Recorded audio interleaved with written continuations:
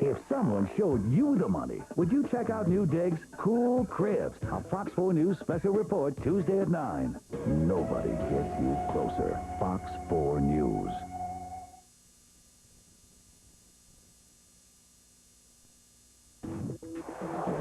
It's back to business for American Airlines, but as one showdown is stopped by the president, another one looms on the horizon.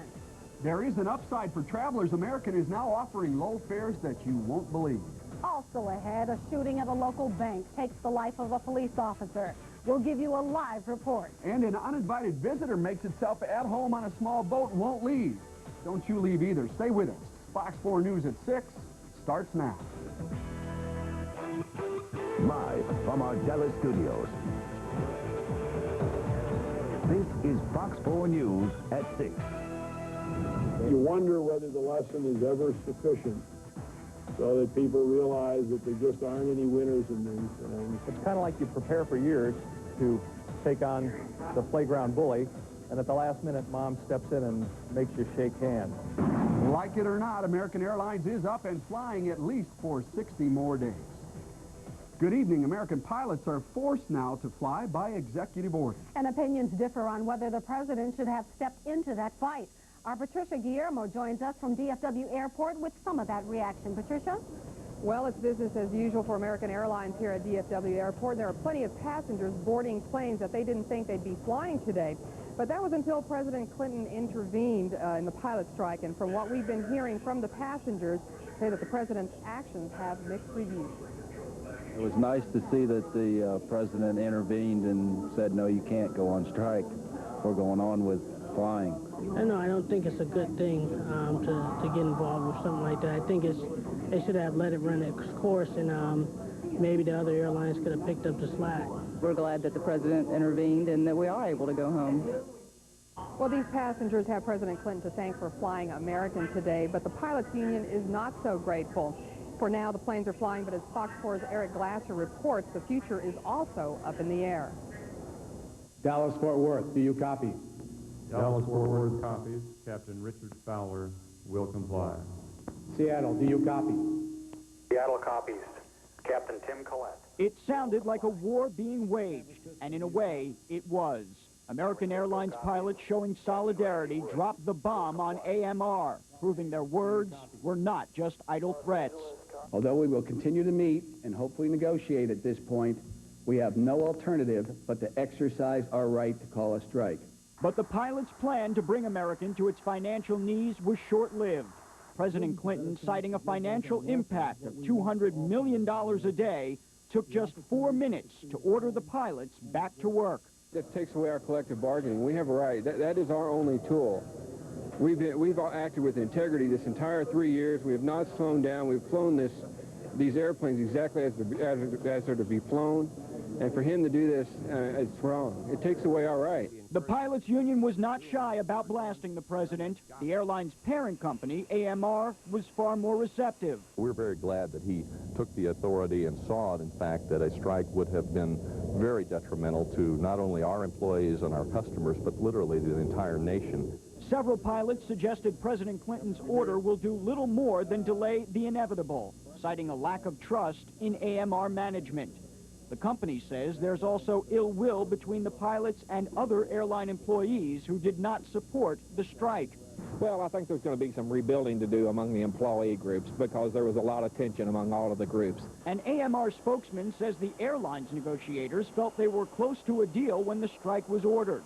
The union says they are still far apart on key issues.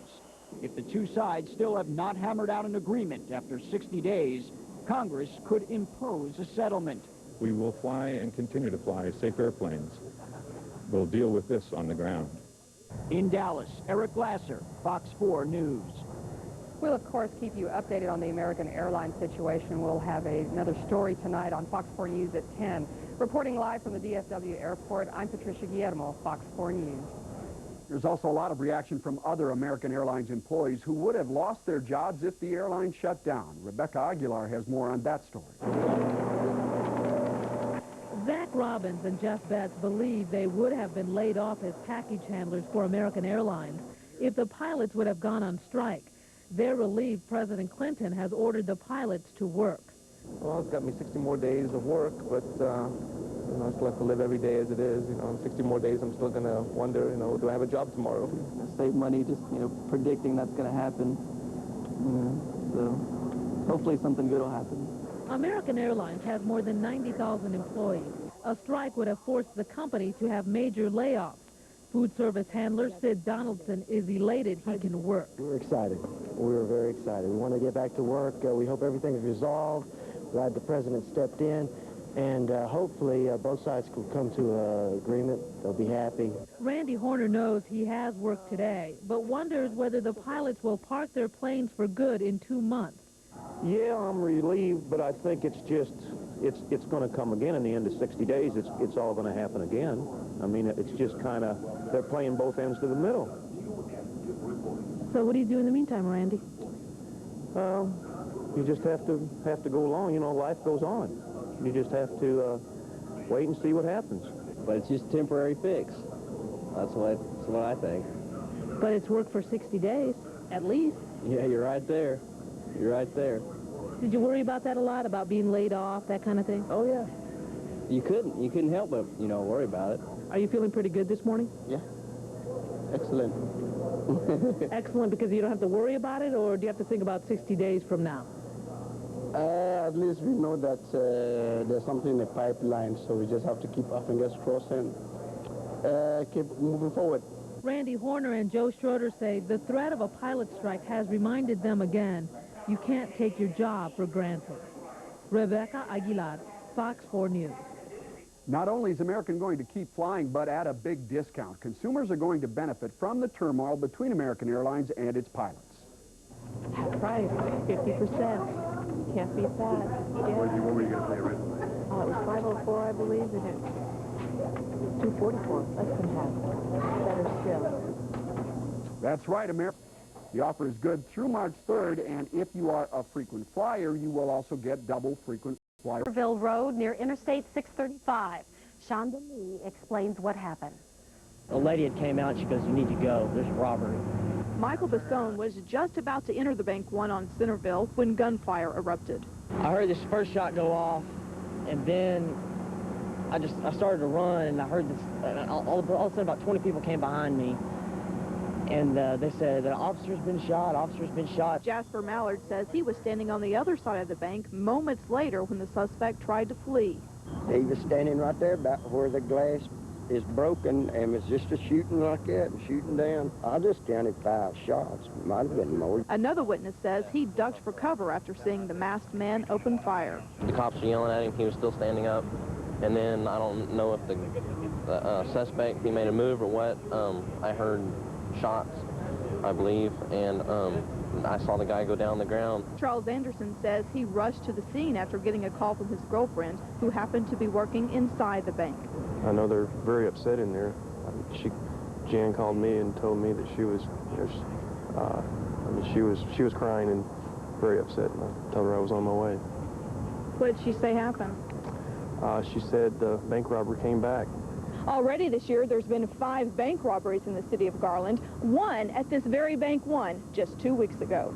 Police say this may have been the city's 6th, had it not been for an alert employee who thought the suspect looked suspicious.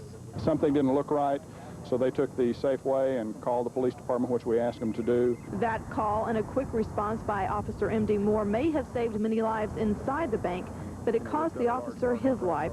The veteran officer died minutes after arriving at Baylor Medical Center. Now in Garland's history, this is the 2nd officer to be killed in the line of duty. Meantime, the suspect, 39-year-old Kenneth Mosley, is hospitalized after being shot in the wrist. He's charged with capital murder. Reporting live in Garland, Shonda Lee, Fox 4 News. Coming up on Fox 4 News, the president asks automakers to build a better car seat for children. Astronauts on a repair mission find that the Hubble telescope is in a lot worse shape than we thought. And we're going to tell you about an unwanted guest on a boat in California. Stay with us.